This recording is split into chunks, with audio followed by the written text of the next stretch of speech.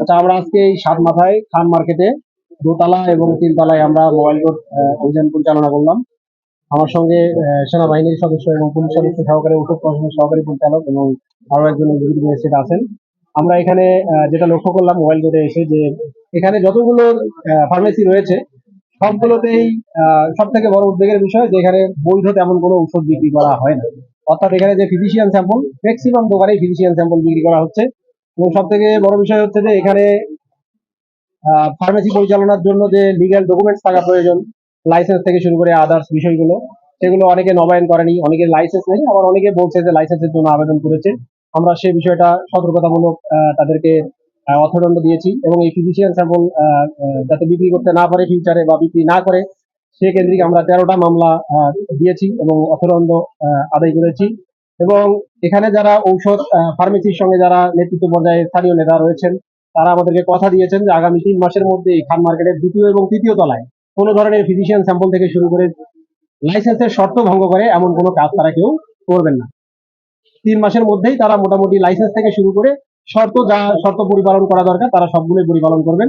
এবং আমরাও আশা রাখি যে হয়তোবা তারা তাদের নেতৃত্বের মাধ্যমে আরো যারা ফার্মেসি করেছে তাদেরকে সঙ্গে নিয়ে তারা এই কাজটা সঠিকভাবে সুচারুরূপে সম্পন্ন করতে পারবেন বলে আমরা আশা করি। আমরা 13টা দোকানে 13টা মামলা দিয়েছি এবং অর্থদণ্ডটা আসলে এটা যোগ করার বিষয় দেখতে হবে। আমরা পরে অর্থদণ্ডের বিষয়টা আপনাদেরকে জানিয়ে দিই। ধন্যবাদ।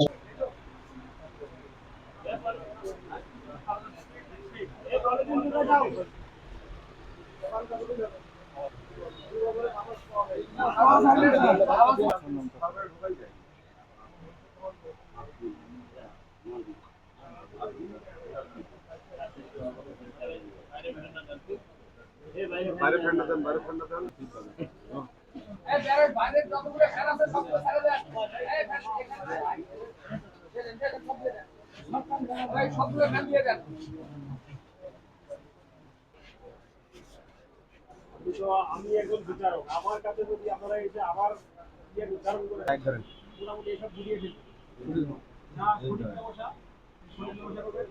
তারপরে আপনার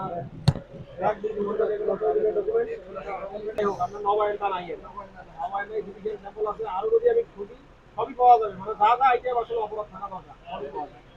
ঠিক আছে, সতর্কতামূলক ভাবে আপনার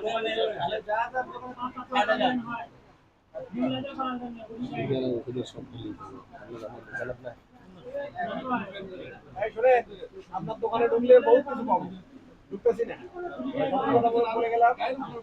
3 মাস সময় নিয়ে 3 মাসের মধ্যে